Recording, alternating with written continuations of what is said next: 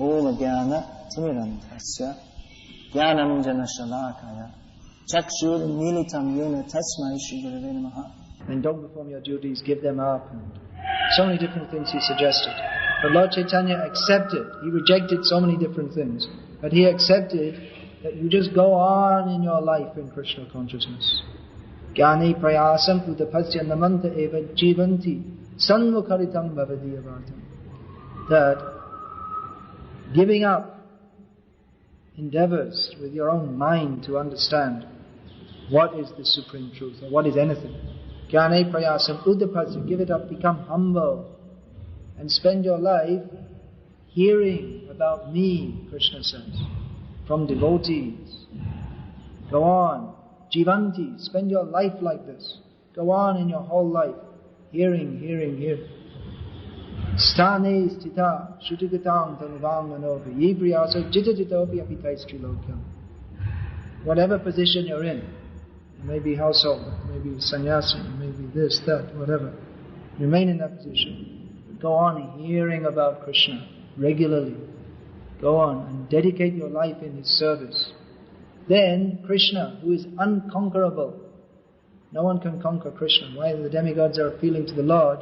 Because they are not ajit, they are jit. Time to time they are defeated by the demigods. So the Lord comes Himself. He is ajit. Especially you'll find when the Lord is come on behalf of the demigods, you'll find He's addressed as ajit. He's undefeatable. But He becomes defeated by the love of a devotee who goes on serving Him throughout his life, going on. Whatever happens, whatever the mind may say, whatever may happen to the body, whatever happens, I'm not going to give up Krishna. I'm going to hold on. Someone who has such an attitude, I'm going to stay in Krishna consciousness. Then, certainly, Krishna becomes very pleased with him and ultimately reveals Himself to him. He is called Sanata, whereas everyone else in this material world is called Anata. Sanata means he's got his master. Anata, that's a common word, means orphan, no master, no Lord. So Anata, even in the material world, that's considered a very bad position. No father, no mother, no one to look after you, no one to care for you. Prabhupada gave the example of just like a dog on the street. Street dog, no one cares for them. Just throw stones at them. They're just a nuisance, that's all. They're tolerated. Just a nuisance. Go away. But dog who's got a master, then he feels very happy. You'll see the young puppy dog, they'll come around someone and try and wag their tail and try and say, here I am, you make me your master. Because a dog, he wants a master, because then the master will feed him. It's the main thing. It solves his belly problem. And the master will give him a place to stay, and then he feels, There's a definite difference in mentality between a dog who has a master and one who doesn't. Even you'll see a dog who's got a rich master, prestigious, he knows also. And he becomes, just like his master is puffed up, the dog also becomes more puffed up. And when people come, he barks more, because he knows, I'm more important. I may be a dog and you may be a human, but I'm the dog of a big person and you're only a small person. So a dog, he needs a master. So in the same way, everyone needs a master. We are trying to be anath. We are trying to independently assert our position in this material world. But just like a dog without a master, he cannot be happy. It's not possible. We'll always simply be disturbed, just like the dog without a master is always disturbed. So, someone who's not surrendered to Krishna, then he's always disturbed by the waves of material nature. His mind disturbs him. Birth and death disturbs him. So many difficulties he has to undergo. But someone who comes to the shelter of Krishna's lotus feet, then he's protected. He knows. That's why sannyasi is supposed to be able to go anywhere in the world, in any situation, because he knows that Krishna is always with him, always protecting him. Someone is supposed to take sannyas when he has such a faith. that I'm not depending upon any person or anything in this world, only Krishna. Krishna will look after me under any circumstances. That is one of the meanings of sannyas, that he's under the shelter of Krishna.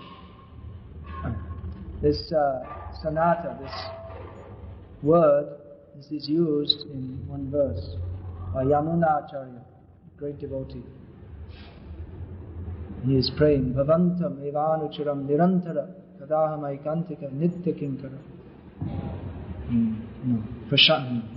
Bhavantam evanucharam nirantara prashanti nishesha manoratantara kadaham aikantika nitya kinkara praharshiyasham sanata jivita.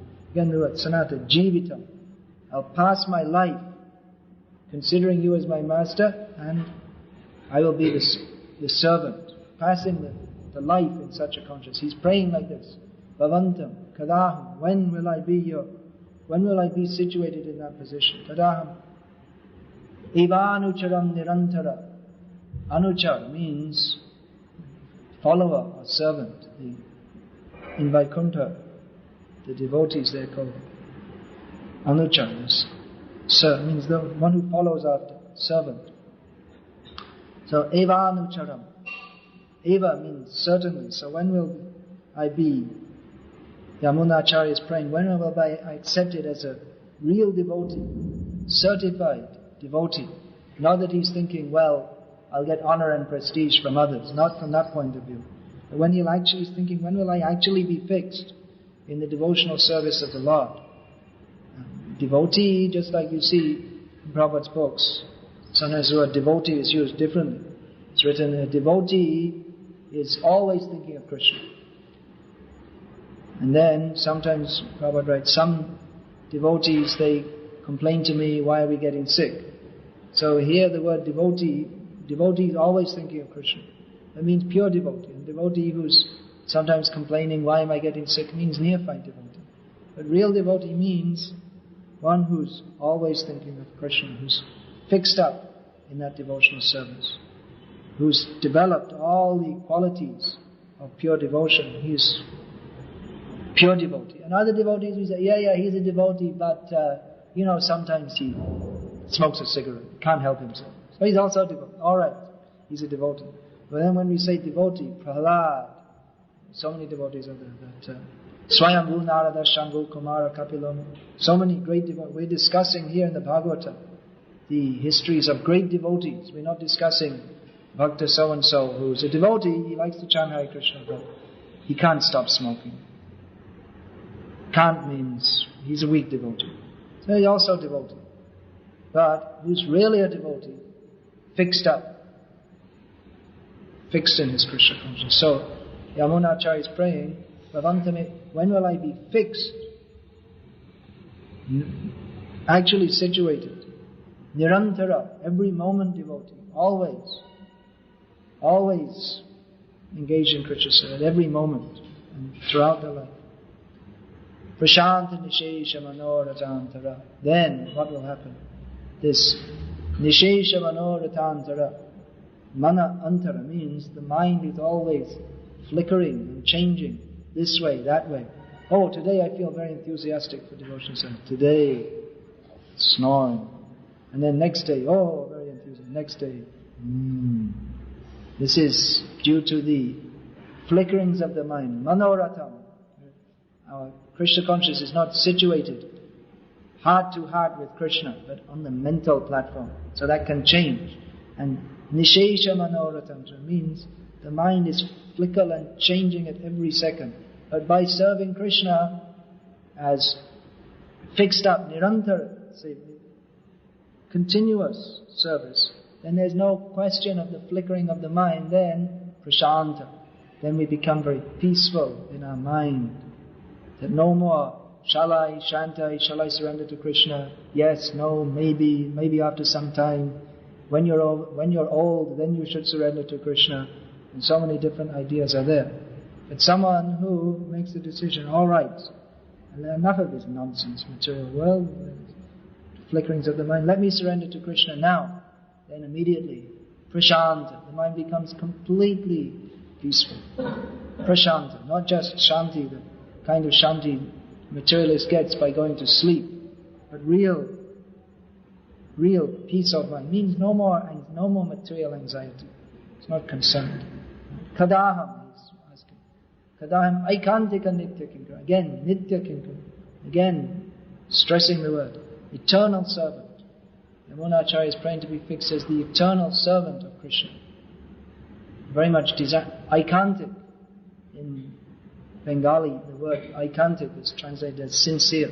Means only one desire. Devotees, they only have one desire. That is how to serve Krishna. Whereas the materialist has unlimited desires, how not to serve Krishna. Hoya mayardas karinana avilash, who becomes servant of Maya, he has unlimited desires, and every single one of them is completely nonsense. Everything materialist desires is all nonsense. And the one thing the devotee desires, how to serve Krishna. And that's sense. And everything else outside of that is nonsense. Doesn't make any sense. You may think, well, it's a good idea. I should get more money and build a house and live happily ever after. You see this, they have it's in children's stories books. That so-and-so, the prince, he fought the dragon, he killed the princess, they got married, and they lived happily ever after. Happily ever after? Whoever lived happily ever after in this material world? No one lives happily, and there's no ever after, because they all die. So this idea of being happy in the material world is the very cause of our distress. But someone who surrenders to Krishna, then he knows, what is this material happiness? It's all nonsense anyway. So let me fix my desires on serving Krishna only. Then, completely peaceful, fixed up, no bahu shakahi anantascha, but vyavasa yatmika buddhi, ekeha, fixed up. His desires are fixed up in serving Krishna. Kadaham aikantika nitya praharashi yashami, you'll be very happy. Devotee of Krishna, symptom, what is the symptom? He must be happy. If someone is miserable, then what's the devotional service? Brahma Bhuta, Prasanna Atma. Even someone who is, what to speak of devotee of Krishna, but even anyone who's just detached from this material world in Brahma Bhuta, he also becomes very happy. And one who becomes fixed up in the service of Krishna, then he is Anandam Buddhi Vardhanam Pratipadam Purnamrita Svadhanam. He is diving and surfacing in the ever-expanding Bhakti Rasamrita Sindhu, the ocean of nectar of service to Krishna, and tasting nectar at every step. The demigods, they have one facility, drinking this somaras in Dwarka. Did you see that? They have some big mortars, which they say is for extracting somaras, but no one could tell me anything more about it. I don't know what's supposed to be left over from Dwarka Yoga or what. Huge things, no one can pick it up. So that's their one facility. They drink somaras, which is not exactly like wine, but something like that. And they have some kind of, it's high-class intoxication, whatever that means. Anyway, those who are devotees of Krishna, even on this planet, they can taste something better than wine, better than somaras, better than anything imaginable. The nectar of service to Krishna's lotus feet. And that nectar is so nice that even Krishna himself, sometimes baby Krishna, he puts his toe in his mouth. Babies, sometimes they like to put the toe in their mouth. Krishna, when he's a baby, he also does that because he thinks, all the devotees are very anxious to get the dust from my lotus feet. It must be pretty good. Let's check it out. So he's also tasting. Pretty nice. And then sometimes he takes the form of Chaitanya Mahaprabhu to taste that nectar of his own devotion. So devotees, they are fortunate. The fortunate devotees can expect to see Krishna face to face. Devotees, they see Krishna face to face and they become overwhelmed. So many times we hear, just like Chaitanya Mahaprabhu was discussing with Ramananda Rai, and Ramananda Rai was discussing more and more and more elevated stages of Krishna consciousness, and the love of Radharani for Krishna, and he said, well, actually, I'm talking about Radha and Krishna, but I can see that you are the same person standing in front of me. You are Radha and Krishna. Then Chaitanya Mahaprabhu showed him, yes, that Rasaraja Mahabhava, Krishna, the king of all loving dealings, and Radharani, the embodiment of the highest ecstasy of devotional service, love for Krishna. Chaitanya Mahaprabhu is Radha Krishna combined, and he showed that form to Ramananda Rai. So what could he do? He fell down on the spot, fainting. So this is the fortunate devotee, good fortune, good luck. Good luck. Someone thinks, what is good luck? I won so much money in the lottery. Last year I was in England, I read. Someone won £1 million in the lottery. That's, what's that about? In rupees, 50 million rupees. That means, it's only 5 crores. It's only 5 crores. Okay, so it's 5 or 6 crores of rupees. So even in England, it's a lot of money. So he was Pakistani. So then he won the money, the joint family. But then he said, hey, wait a minute, I'm not sharing the money with you, I'm keeping it all myself. So then his family was so upset because all the joint family means everything they share. And when he won the money, see you later, a lot later. So they were very upset. So by winning the money, then the happiness of, the illusory happiness of family life was destroyed. It was the cause of suffering. Then again I read, just 2 days, someone gave the ticket, the lottery ticket to his girlfriend, and it was a winning ticket, he won a lot of money, and the girlfriend said, Haribol, I've got to keep this. So the money, she didn't say Haribol, she said something else. So she was thinking that, why should I share with him? I'll enjoy it. My boyfriend was just some miserable worker in the factory. Now I've got a lot of money, I don't need him anymore. I'll go find some other boyfriends. So the money, people are thinking good luck means to get a lot of money, but money not used in the service of Krishna simply becomes a cause of distress. So real good fortune here, fortunate devotees can expect to see Krishna face to face. So the Supreme Personality of Godhead, He comes in this world times to time and shows Himself. But to a pure devotee, he cannot hide himself. He's always showing himself. Pure devotee sees Krishna everywhere. That is, what is that verse in Gita? Savatra. Savatra. What is it? Tasyaham. For one who is, Krishna says, for one who is always thinking of me, then I'm always with him. I'm never lost to him, he's never lost to me. So the Supreme Personality of Godhead appears in this world time to time, but he's always in the heart of a pure devotee. That Narottam Das sings. Tomara Hridaya Shada Govinda Vishram. Krishna is always in the heart of the pure devotee. Sadhava Hridayam Vahim Sadhunam Hridayam Tamham Ad Anyate Na Jananti Nahang Tebhyo Manavati. This when Durvasa Muni went to visit Lord Vishnu with some plea, look, I'm a big yogi, but I must admit I'm in a lot of trouble. What trouble? Well, actually it's your Sudarshan Chakra is trying to kill me. So could you tell him to go away, leave me alone? He said, well, it's not my fault. I already vowed to Ambarish Maharaj I would protect him with my Sudarshan Chakra. So you offended him. You offended him means you've offended me in the heart. Because the saints, the devotees, they're in my heart. And I'm always in their heart. I don't know anything but them. They don't know anything but me. So he was telling Durvasa Muni, you're a big yogi, you're a big muni, you're famous, you're powerful. But I don't care much for you, but my devotees, Ambarish Maharaj, Grihasta, politician, Kshatriya, not a Brahmin, not a big yogi, but he is very dear to me. You're not very dear to me. Who is the devotee? He's very dear to Krishna. So who's a fortunate devotee? he can expect to see Krishna face to face, and devotee goes on with his life like this.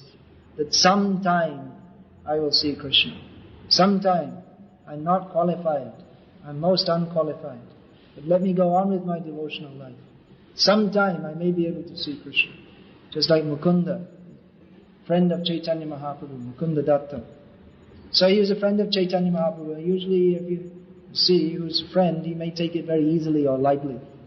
So Mukunda knows that Chaitanya Mahaprabhu he's devotee, he's preaching devotional service. But anyway, he thought there are some people giving some lectures, Mayavad lectures, and it's interesting to listen to. Sometimes our devotees also, they like to listen to all these hodgepodge swamis and gurus. But it's nice, it's entertaining, sounds good. So Mukunda was like that. He was going to visit all these hodgepodge people. So Chaitanya Mahaprabhu in the house of Srivas Thakur, he was showing for the first time he revealed to the devotees that actually I am Krishna. And he was calling all the devotees and telling them things which even in their heart they knew, they hadn't revealed to anyone. Just like he called Srivas. That, do you remember one time that the Muslims were chasing you to kill you? And then a boatman came out of nowhere. He was on the side of the river, he had nowhere to run. There was no sign of any boat, nothing. Then all of a sudden from nowhere a boatman came and took him across. Do you remember that? Because Srivas had not told anyone. Srivas says, I remember, that was me, Chaitanya Mahaprabhu. So like this, in so many ways, he was showing himself to all the devotees. Murari Gupta came and said, actually you're a great devotee of Lord Ram. Do you know? I am Lord Ram. He showed. You are Hanuman, I am Ram. So he's calling all the devotees one by one, and Mukunda was waiting at the door, and he went through all the devotees, and still Mukunda was standing outside. He said, Lord Chaitanya, maybe you forgot Mukunda. He said, I didn't forget him. He can stay outside the door. I'm not going to call him that rascal. What happened? Because he's his friend from the very childhood. They used to go to school and play and so many things. So he said, no, I'm not calling Mukunda. I don't want to see him. Don't bring him in. What happened? He's your friend all your life. He's your devotee, everything. He used to sing very nicely verses from Srimad Bhagavatam. So what? No, he's mixing with the Mayavadis. I don't want to see anyone who mixes with Mayavadis. He's rejected. So then Mukunda was very upset. And I said, well, ask Chaitanya Mahaprabhu that when can I come back? Is this like 1 day or 2 days or 3 days or a week, or how long am I going to be deprived of Lord Chaitanya's association? And how can I, all my life I've been living with Lord Chaitanya, then how can I be separated? So Chaitanya Mahaprabhu said, tell Mukunda he can see me after 10 million births. So Mukunda, but then he thought, and he started dancing in ecstasy. So the devotees came told that Chaitanya Mahaprabhu, Mukunda was told that you could only see after 10 million births, and he was dancing in ecstasy. So Chaitanya Mahaprabhu said, why is he dancing in ecstasy? He should be upset. Go and ask him. So he said, well, I'm fallen, I'm rejected, but at least after 10 million births I can again get the chance to see Lord Chaitanya. Therefore I'm dancing in ecstasy. So when Lord Chaitanya said, okay, call him now, but don't see the Mayavadis anymore. So like this, he had so much hope that even after 10 million births, I'm such an offender, I can again see Chaitanya Mahaprabhu. He was very happy. Go on. All right. Sometime I will see Krishna. So also,